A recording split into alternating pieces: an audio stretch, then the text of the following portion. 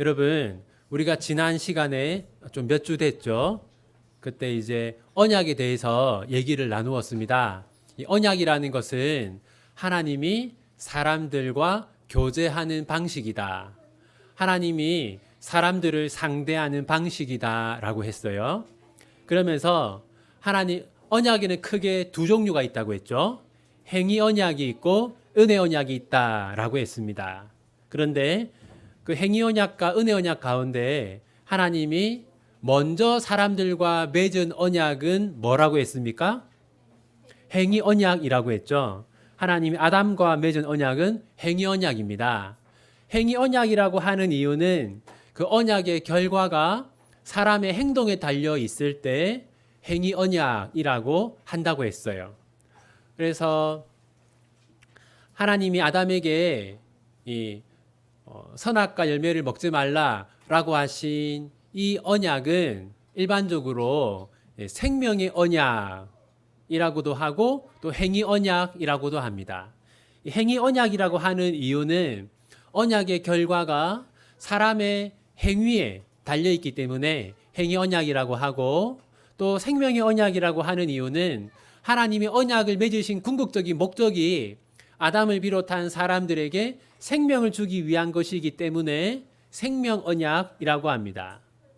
우선 행위 언약이라고 이제 명칭을 해볼게요. 자, 하나님이 아담과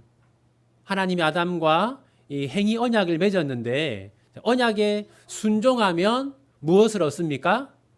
영생을 얻고, 불순종하면 사망을 얻습니다. 자, 그런데 안타깝게 언약에 불순종했죠. 그래서 우리가 지난 2주 동안에는 이 불순종의 결과를 살펴보았어요. 첫 번째는 여러분, 하나님이 사람을 창조했을 때 하나님의 형상으로 만들었기 때문에 사람은 하나님의 형상으로서 이 세 가지를 가지고 있다고 했어요. 뭔지 아는 사람? 하나님의 형상 세 가지.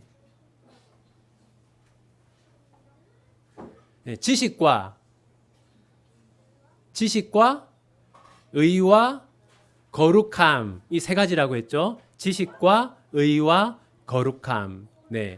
그 중에서 이제 다시 말해서 하나님이 사람을 처음 창조했을 때 사람의 어떤 신분은 의인이었어, 의인.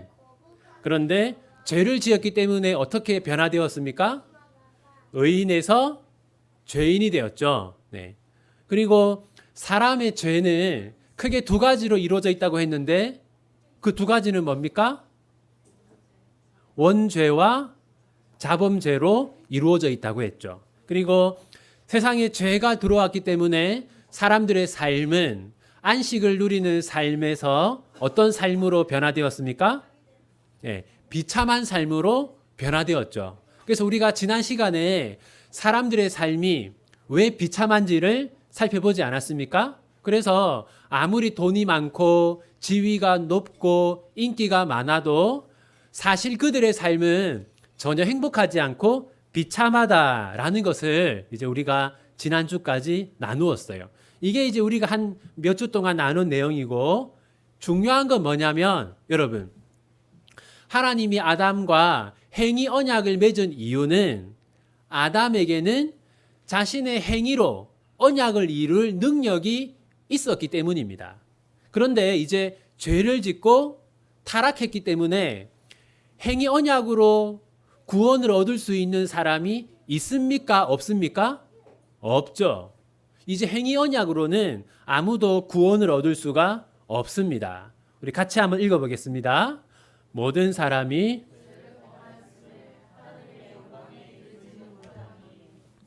이제 모든 사람이 아무도 자기의 능력으로는 하나님 가까이, 하나님 영광에 이를 수가 없습니다. 이제 여러분 기억해야 될 것은 사람이 죄를 짓고 타락한 이후로는 아무도 자기 능력으로는 구원을 이룰 수 없다. 행위 언약으로는 구원을 얻을 수 없다. 여기까지를 기억하시고, 하나님 그래서 택하신 자들과 은혜 언약을 맺으셨어요.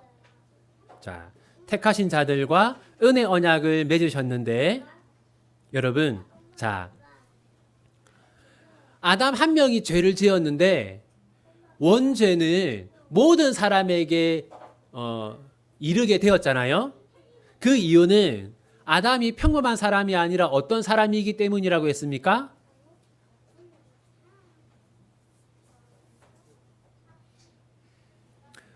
네?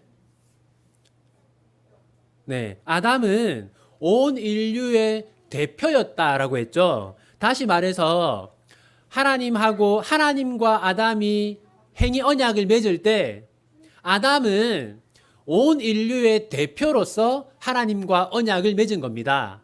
그래서 아담이 그 언약에 실패했는데 그 결과가 모든 사람에게 미친 거죠. 그런데 여러분, 그래서 아담을 행위 언약의 중보자라고 합니다. 하나님이 아담을 통해서 모든 사람과 행위 언약을 맺었어요. 자, 그 다음 하나님이 이제 은혜 언약을 새롭게 맺으시는데 은혜 언약은 중보자가 예수님입니다. 그래서 우리는 예수님을 통해서 하나님과 은혜 언약을 맺고 있는 거예요. 그래서 행위 언약의 중보자는 아담이고 은혜 언약의 중보자는 예수님이다. 그리고 행위 언약으로 구원을 얻으려면 율법을 모두 지키는 행위가 있어야 하는데 은혜 언약으로 구원을 얻기 위해서는 예수님을 믿는 믿음이 있어야 한다. 여러분, 그리고 이거는 여러분이 꼭 기억해야 되는 건데 제가 많은 성도들하고 공부를 하면서 성도들이 이런 오해를 하고 있는 걸 알게 되었어요. 그게 뭐냐면 구약은 행위 언약이고 신약은 은혜 언약이다라고 사람들이 많이 오해를 하고 있습니다. 구약은 율법으로 구원 얻는 것을 말하고 신약은 믿음으로 구원 얻는 것을 말한다. 이렇게 생각하는 분들이 있는데 그렇지가 않습니다. 구약도 은혜 언약에 대해서 말하고 있고 신약도 은혜 언약에 대해서 말하고 있어요. 그러면 또 이런 의문이 생기죠. 아니, 구약 시대는 예수님이 오시지 않았고 또 예수님을 알지도 못했는데 어떻게 구약도 은혜 언약이냐? 우선 여러분, 자, 여러분 성경을 보면 여러분 성경책에 구약, 신약 이렇게 되어 있지 않습니까? 구약이라는 건 옛 언약이라는 뜻입니다. 그리고 신약이라는 건 새 언약이라는 뜻인데, 자, 옛 언약은요, 옛 언약은 오실 예수 그리스도에 관한 겁니다. 새 언약은 신약이죠. 오신 예수 그리스도에 관한 겁니다. 그래서 구약 시대의 신자들은 아직 예수님이 누구인지 정확하게 알지 못했지만 구원자가 오실 것이다라는 믿음을 가졌어요. 그러니까 오실 예수 그리스도에 대한 믿음을 가지고 있었는데 하나님은 그 믿음을 보시고 구원한 거죠. 여러분, 그러면 오실 예수 그리스도가 제일 처음 소개된 본문은 어디입니까? 창세기 3장 15절이죠. 예. 여자의 후손에 대해서 말하잖아요. 그 여자의 후손이 예수님에 대해서 최초로 구원자로 우리에게 약속한 본문이거든요. 그러니까 구약 시대의 신자들은 여자의 후손이 올 거다 이렇게 믿고 있었던 거죠. 또 아브라함의 후손, 다윗의 후손이 올 거다라는 믿음이 있었는데 하나님이 그 믿음을 보시고 구약 시대의 신자들을 구원한 겁니다. 자, 그리고 구약에서는 옛 언약에서는 누가 하나님의 택함 받은 백성이냐? 구약 시대에는 이스라엘 민족이 하나님의 택함 받은 자들이었어요. 그런데 지금은 예수님을 믿는 모든 교회가 택함 받은 자들이죠. 자, 그리고 옛 언약에서는 구약에서는 하나님을 예배하는 방법이 제사였습니다. 지금은 우리가 세례와 성찬과 설교가 있는 예배를 통해서 또 하나님을 예배하죠. 그리고 옛 언약은 그 복음이 또 언약의 내용이 희미했습니다. 그러니까 여자의 후손이 올 거다, 또 다윗의 후손이 올 거다라는 믿음은 있었는데 정확하게 알지 못했습니다. 그런데 우리가 새 언약에서는 분명하게 알고 있죠. 네. 그리고 옛 언약, 구약은 예수님에 대한 그림자를 말하는 겁니다. 새 언약은 실체이신 예수님에 대해서 말하고 있어요. 그래서 또 옛 언약은 율법을 통해서 은혜를 받은 겁니다. 그러니까 율법을 다 지켜야 구원을 얻는다라는 게 아니라 율법의 내용들이 상징하고 있는 것들이 궁극적으로는 예수님인 겁니다. 예를 들면 율법의 내용 중에서 제사에 관한 것들이 있지 않습니까? 근데 그 제사가 사실은 우리에게 예수님을 희미하게 보여주는 겁니다. 예를 들어서 율법 중에 그 제사법이 있고 제사법 중에 희생 제물을 바치는 게 있지 않습니까? 그 희생 제물은 오실 예수님을 우리에게 희미하게 보여주는 것이었어요. 네. 자, 그래서 여러분 몇 가지 기억하셔야 되는 게 뭐냐면 구약은 율법, 신약은 복음, 이렇게 구분하면 안 된다. 그래서 구약도 복음이고 신약도 복음인데 구약은 오실 예수님에 대한 믿음, 신약은 이미 오신 예수님에 대한 믿음에 대해서 말하고 있다라는 것을 꼭 기억하시면 좋겠습니다. 이제 한번 좀 더 구절을 통해서 자세히 보겠습니다. 1번, 하나님은 모든 인류를 죄와 비참 가운데 내버려 두셨습니까? 여러분, 아담의 죄의 결과가 누구에게 미쳤습니까? 네, 모든 인류에게 미쳤어요. 모든 인류에게. 자, 그런데 읽어보겠습니다. 시작.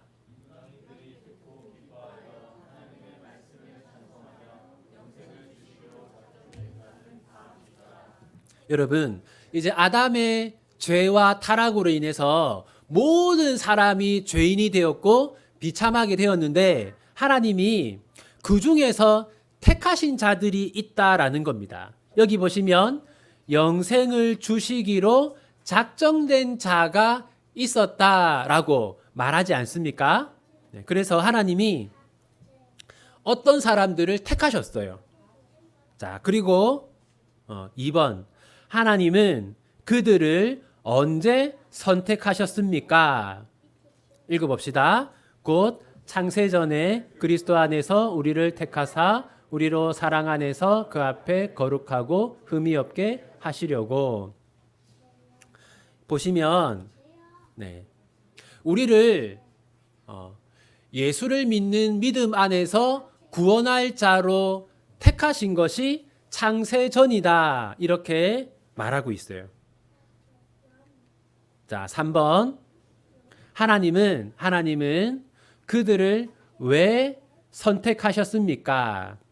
여러분, 이거를 또 구분해야 되는 이유가 뭐냐면 이제 우리가 흔히 알미니안이라고 하는, 그러니까 우리는 개혁주의고 개혁주의와 좀 이렇게 많이 다른 게 알미니안인데, 이 알미니안에서는 뭐라고 하냐면 하나님이 미리 보시고 아셨기 때문에 선택하셨다라고 얘기합니다. 그러니까 하나님은 모든 걸 다 아시니까 이제 예를 들면 김태희가 예수님을 믿고 예수님을 좀 착하게 살고 이런 거를 아셨기 때문에 미리 선택했다라고 하는데, 그건 성경은 그렇게 말하지 않습니다. 한번 같이 읽겠습니다. 그 기쁘신 뜻대로 우리를 예정하사 예수 그리스도로 말미암아 자기의 아들들이 되게 하셨으니, 여기 보시면 그 기쁘신 뜻대로라고 말하거든요. 그러니까 전적으로 하나님의 뜻대로 택하신 것이지 하나님께 영향을 미칠 만한 다른 이유나 조건들이 없었다라는 겁니다. 4번, 그럼 하나님은 무엇을 주려고 그들을 선택하셨습니까? 길지만 한번 읽어보겠습니다. 주께서 사랑하시는 형제들아,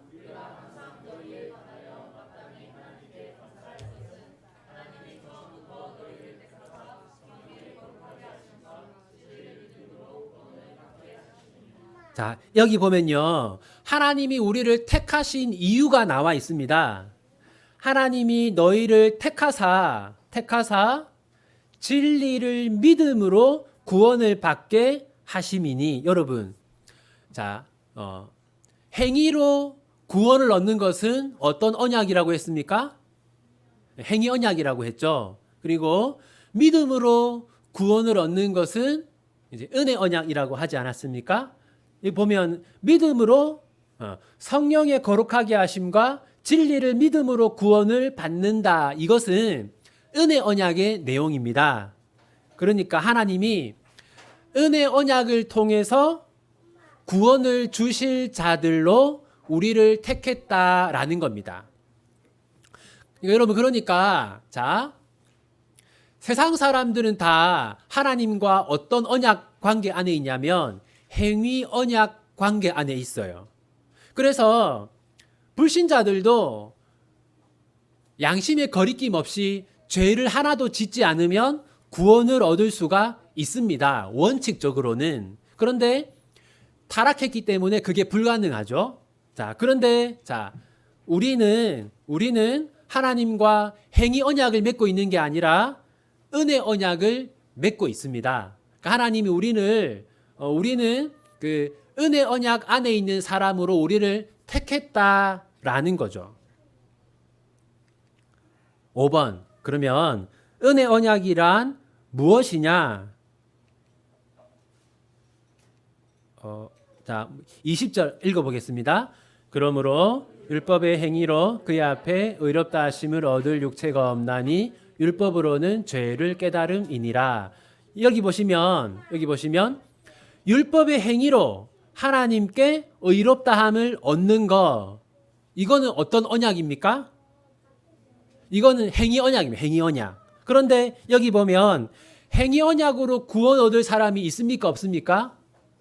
없습니다. 22절 같이 읽어보겠습니다.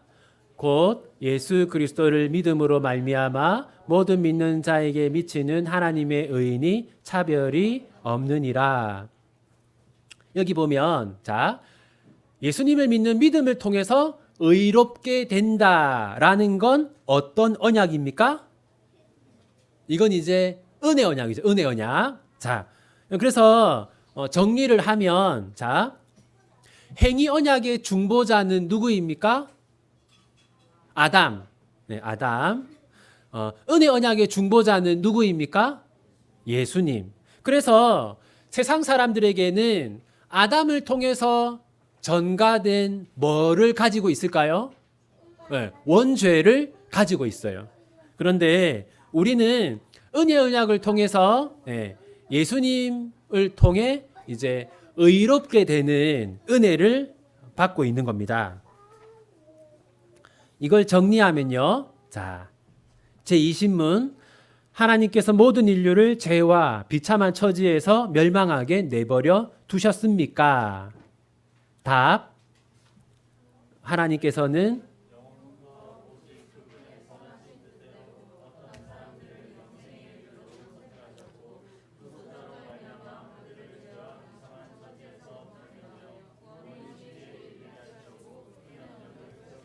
네. 그러니까 우리가 지난주까지 살펴본 내용은 행위 언약에 관한 겁니다. 행위 언약에 관한 거. 그래서 행위 언약의 중보자가 아담이었는데 아담이 실패했고 그 결과 모든 사람에게 원죄가 찾아왔고 원죄에서 자범죄가 나왔고 그래서 사람들의 삶이 비참해졌고 그래서 모든 사람이 하나님께 심판을 받게 되었다. 이런 내용 우리가 몇 주 동안 보았고 이제 오늘부터는 이제 은혜 언약에 대해서 배우는 건데 우리는 행위 언약 안에 있지 않고 은혜 언약 안에 있다라는 게 이제 성경의 내용입니다. 해설을 제가 한번 읽어볼게요. 해설 교재 74쪽. 교재 74쪽. 하나님께서는 영원부터 오직 그분의 선하신 뜻대로 어떤 사람들을 영생에 이르도록 선택하셨고 하나님은 모든 인류가 죄와 비참한 처지에서 멸망하도록 내버려 두시지 않았습니다. 어떤 사람들을 선택하셔서 구원에 이르도록 하셨습니다. 그런데 하나님의 선택에는 인간의 자격과 조건이 하나도 포함되어 있지 않습니다. 만약 하나님이 시간 속에서 지켜보시고 선택하셨다면 구원은 인간의 능력에 달린 문제입니다. 하지만 하나님은 시간을 초월한 영원 속에서 구원받을 자들을 선택하셨습니다. 따라서 구원은 전적으로 하나님의 주권에 달린 문제요. 하나님께서 은혜로 주시는 선물입니다. 하나님께서 어떤 사람들을 구원에 이르도록 선택하신 이유는 무엇일까요? 하나님께서 많고 많은 사람 중에 특별히 우리를 선택하신 이유는 무엇일까요? 하나님께서 그것을 원하셨기 때문입니다. 따라서 우리는 왜 우리가 선택을 받았는지 알 수 없습니다. 다만 하나님께서 그것을 원하셨다는 사실 앞에서 한없는 감사와 영광을 올려드릴 뿐입니다. 이 구속자로 말미암아 그들을 죄와 비참한 처지에서 건져내어 구원의 지위에 이르게 하시려고 은혜 언약을 세우셨습니다. 하나님은 택하신 자들을 은혜 언약으로 구원하십니다. 은혜 언약은 행위 언약과 다릅니다. 하나님은 행위 언약 안에 있는 자들에게는 완전한 순종을 요구하시지만 은혜 언약 안에 있는 자들에게는 예수님을 믿을 것을 요구하십니다. 행위 언약의 중보자는 아담이지만 은혜 언약의 중보자는 예수님입니다. 행위 언약 안에 있는 자들에게는 아담의 원죄가 전가되어 있고 은혜 언약 안에 있는 자들에게는 예수님의 의가 전가되어 있습니다. 네. 자, 이제 한번 우리가 생각해 볼 거는요. 여러분, 아까 우리가 보았던 에베소서 1장 15절 그 말씀 보면 이렇게 돼 있어요. 기쁘신 뜻대로 우리를 예정했다. 기쁘신 뜻대로 우리를 예정했다. 무슨 말이냐면 하나님이 여러분들을 구원하기로 예정하실 때 하나님의 마음이 기쁘셨다라는 겁니다. 하나님은 기뻐하시면서 여러분들의 구원을 예정하시고 여러분을 하나님의 백성으로 택하셨어요. 이처럼 우리가 이 땅에 존재하기도 전에 하나님이 우리를 택하시고 또 우리를 사랑하시고 우리를 기뻐하셨다면 우리 역시 사는 동안 하나님을 택하고 또 하나님을 기뻐하는 삶을 살아야 할 것입니다. 두 번째로 생각할 것은 우리가 택함을 받고 또 하나님과 은혜 언약 안에 있기 때문에 구원을 얻는 겁니다. 그러니까 우리가 다른 사람들보다 도덕적으로나 영적으로 더 나아서 택함을 받고 구원을 얻은 게 아니라 전적인 은혜로 구원을 얻은 거죠. 네. 그렇다면 우리가 항상 이 은혜에 감사하면서 또한 자격이 없는데 구원받았구나. 그런 겸손한 마음이 우리에게 있어야 할 것입니다. 자, 그러면 이 은혜 언약의 내용에 대해서 다음 시간에 좀 더 자세하게 살펴보겠습니다. 자, 기도함으로 마치겠습니다. 하나님 아버지, 온 세상이 죄로 가득하고 모든 사람들이 비참한 삶을 살고 있는 가운데 하나님께서 특별히 저희들을 택하셔서 저희들에게 은혜를 베풀어 주신 것 너무나 감사합니다. 하나님, 저희가 하나님께 은혜를 받을 만한 아무런 자격과 조건이 없는데 그럼에도 불구하고 하나님 저희들을 하나님의 백성으로 하나님의 자녀로 구원받을 사람으로 택하여 주셔서 감사합니다. 하나님 저희들이 이 은혜를 생각하면서 사소한 것에도 작은 것에도 기뻐하며 하나님의 은혜를 생각하며 살아가게 해 주십시오. 이번 한 주간을 살면서 우리가 늘 하나님의 은혜를 생각하고 하나님께 감사하며 하나님을 찬양하며 살아갈 수 있도록 도와주십시오. 하나님이 저희들을 택하시고 또 저희들의 구원을 계획하시면서 기뻐하셨다는 말씀을 보았습니다. 우리가 하나님께 기쁨이 될 만한 아무런 자격이 없는데 하나님은 저희를 기뻐해 주셨습니다. 그러므로 하나님, 저희들도 다른 것들을 기뻐하는 것이 아니라 하나님을 기뻐하고 하나님의 말씀을 읽고 듣고 하나님 예배하고 하나님 찬양하는 것을 기뻐하며 살아갈 수 있도록 도와주십시오. 이 한 주간에도 하나님 우리 비전교회 모든 성도들 몸과 마음과 영과 육을 건강하게 지켜주시고 다음 주 주일에 또한 건강한 모습으로 다시 만나 하나님 예배하게 해 주십시오. 특별히 우리 어린 아이들의 믿음이 무럭무럭 자랄 수 있도록 특별한 은혜를 더하여 주십시오. 방학을 맞아서 집에 있는 동안 시간을 헛되이 보내지 않고 하나님 앞에서 의미 있는 시간을 보내는 우리 아이들이 되게 해 주십시오. 예수님의 이름으로 기도합니다. 아멘. 네, 수고하셨습니다.